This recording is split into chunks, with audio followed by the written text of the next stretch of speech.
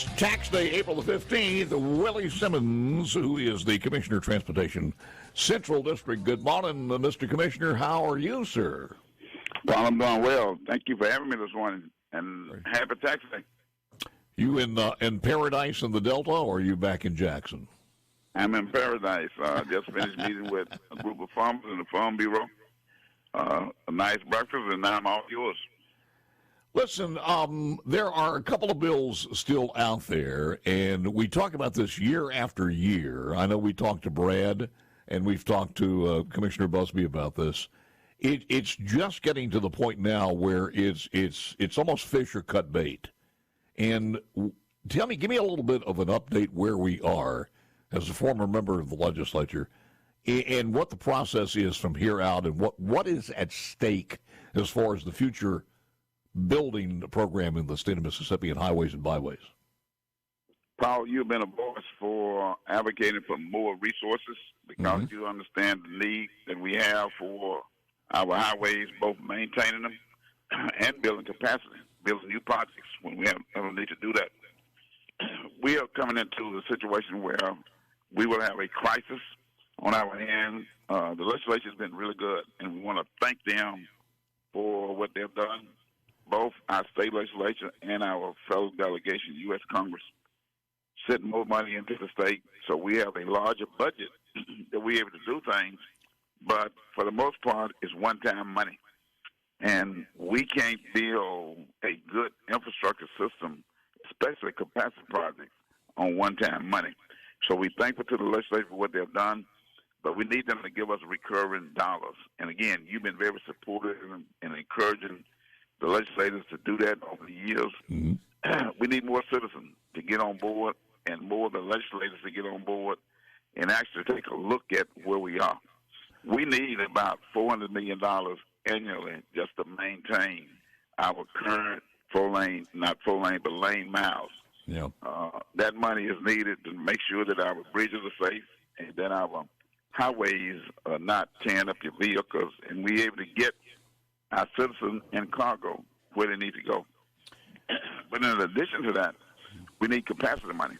And when I say capacity, these are the projects that we're looking at, like in the Central District around the Jackson area. Interstate 55 needs to be widened, but so does Interstate 55 in DeSoto County. Highway 557 down in the southern part of the state, Highway 90, Interstate 110, all need to be improved, as well as other projects. So when you look at what we need in the way of capacity projects, we need about $9 billion, not in one time, but over the years. So in order to get there, you need recurring dollars. I take you over to Interstate 20 in Warren County at Vicksburg, one of the most unsafe interchange systems in the interstate system in the country.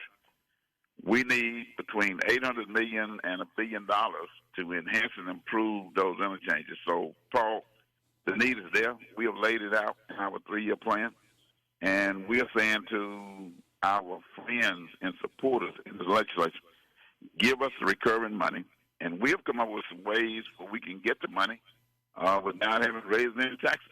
So that's all right. Let me ask you this, Commissioner. Are those ways to do that without raising taxes embodied in the bills that are remaining in the House and Senate?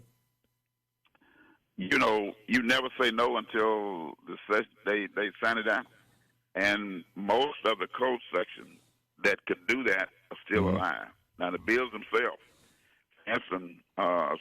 Senator Brannon as well as Senator Hobson introduced bills on the Senate side that would give us a part of the divergent use tax. That's the tax that we in 2018 came up with a formula to give money to the counties and municipalities and state aid. And what we did in that session, we put in 15% for the counties and municipalities and 5% for state aid. Paul, between 2020 and this January, municipalities combined has received $352 million. Counties have received $352 million, and state aid has received $118 million. We're not talking about taking any of that money because we think that's a good approach that we should continue to fund the counties, municipalities, and state aid.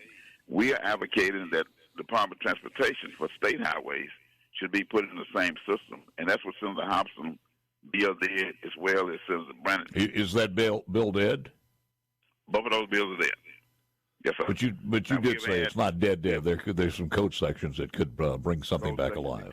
Could bring them back to life. So I'm guessing the bill that wanted to rework the lottery is that one also dead? Where anything over $80 million, of course, now goes to education, but they wanted to change it. One of the bills wanted to change it to an 80-20%. We don't want to get into a fight with educators. What you need to understand is that we still would have money going to education. What that bill did was to say that instead of $80 million, which we capped it in 2018, but 80%, if it had been 80% this year rather than $80 million, or last year rather than $80 million, we would have gotten approximately $120 million or so from that fund. The other money would continue to go to the Education Enhancement Fund, which is where those dollars are going, all over the $80 million now.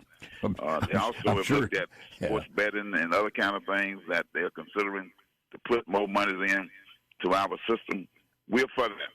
We also are very supportive and hope the legislators give us the one-time money. They're looking at giving us ARPA money that they couldn't spend, approximately $80 million. There's a bill allowed to do that. Also, we have asked that they give us one-time money so that we continue the capacity projects that we have started, like 55 in the Rankin County project, and 25 in Rankin County, as well as Interstate 55 in DeSoto County, and Highway 15. So when you said you're at a crucial point here, are you saying that no new contracts will be let in the future, or you're down to just the ones that are on the drawing board now? How critical are we talking about? It's critical from the point of view, like we have projects in the 3-year plan, and we are currently doing what we call pre-construction. That is going in and doing the design, hydraulics, right away. Some of those projects will have to be put on hold because we don't have enough money with the one-time money in order to finish them.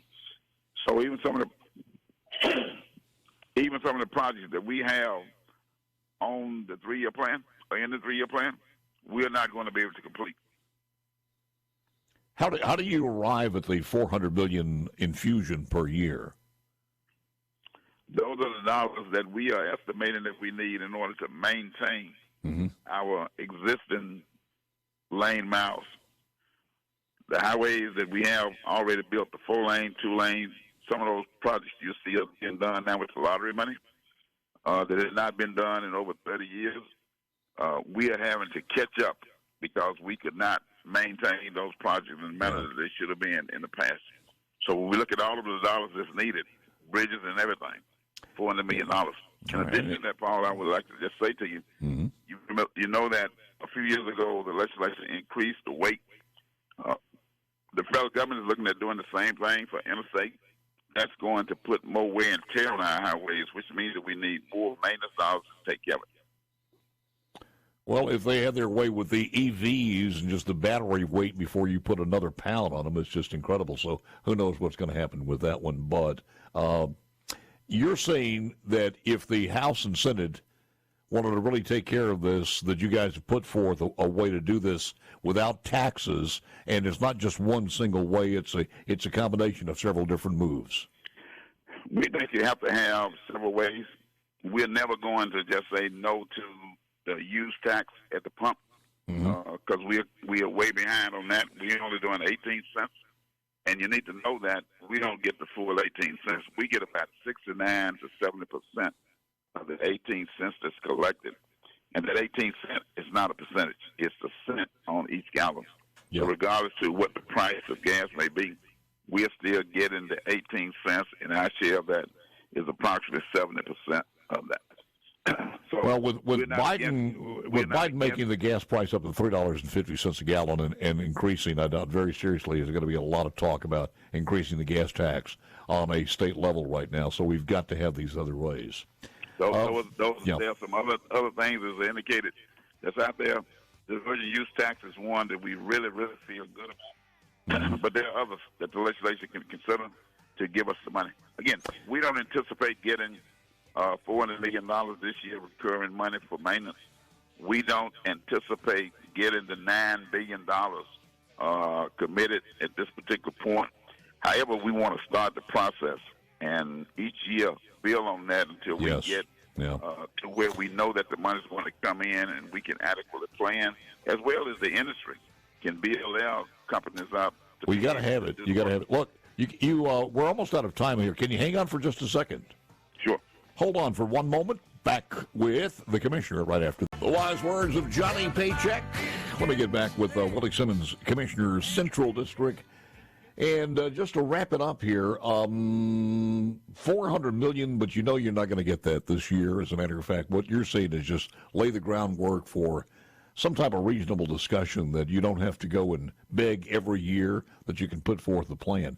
I would imagine also in the world of business, when you can do this and negotiate on a long-term basis, you're probably going to get a better price. We will get a better price, Paul. We have a situation right now in Greenville, Mississippi, Highway 82 bypass. That project will cost us pretty close to $200 million. We abandoned it 20 years ago because we didn't have money to build it out in capacity. And as a result of it, we may be paying double the price for it because of inflation. 4 things that are going to occur, Paul, and that is no question about it. We have 6,000 bridges that we have to maintain. We have 30,000 lane miles of highway that we have to maintain. So we have to do that in order to give you a smooth route and keep our highway system in place. But in addition to that, because the cost that we are dealing with to prepare and get revenue in is at the same level it was in 1987, the 18 cents per gallon, and we get 70% of that. However, we did get the $80 million lottery money, but it's not adequate. So when you put inflation and the fact that fewer individuals are going to the pump because of their usage of kind of vehicles that they're driving, they're getting better gas mileage. So we aren't going to see the same kind of revenue going forward that we are seeing coming from the fuel tax. That creates the crisis that we are talking about. The fact that we have all of those bridges, all of those highway lane miles, we have inflation beating up on us, and we have the decrease in revenue from our main source. We have to come up with something new. And we're simply saying to the legislature, thank you, Lieutenant Governor, thank you, Mr. Speaker, thank you, members of the legislature, for what you've done. But one-time money is not going to make it work. We got to have a system where you can plan and recur. No business, to include your radio station, is going to be able to operate if you don't have revenue that you can count on to plan for the future. Well, one of the other things, when you go above maintenance, and I know you know this, when we start talking about Greenville or some of the places in the Delta or some other areas that see all of these economic projects happening in Marshall County or Madison County or et cetera, and they say, what about us? Well, you have to have that infrastructure there, and you've got to build that infrastructure one way or the other. So it is the lifeline to the economic success in our state. So, final thoughts, sir. When you see what's going on in Madison County, Rankin County, you see what's going on in DeSoto County and other parts of the north part of the state, you see what's going on around Hattiesburg and the Gulf Coast, we have to build infrastructure for the future. We can't just sit here and wait until Amazon, Nissan expand, all of the other things that's going on in and around the state of Mississippi, and say we're going to do it at the time that it happens. In order for those companies to look at Mississippi and say, I want to come, they want to know that we have several things. Infrastructure is one of those things. If you don't have the infrastructure, they're not going to come. And in many cases, if you don't maintain the infrastructure, they will leave you. And I guess because when you start looking at education and you start looking at the Medicaid and everything else gets a lot of attention, and I think what the commissioners are saying, and also your executive director, Brad White, is just basically, hey, guys, we need a funding mechanism just to take it off the front page, let us get our work done, and find some type of funding mechanism so we can stop doing this on a year-to-year basis, which I would think any responsible commissioners or leaders or CEOs would ask, and the public or private. So I thank you for taking the time, sir.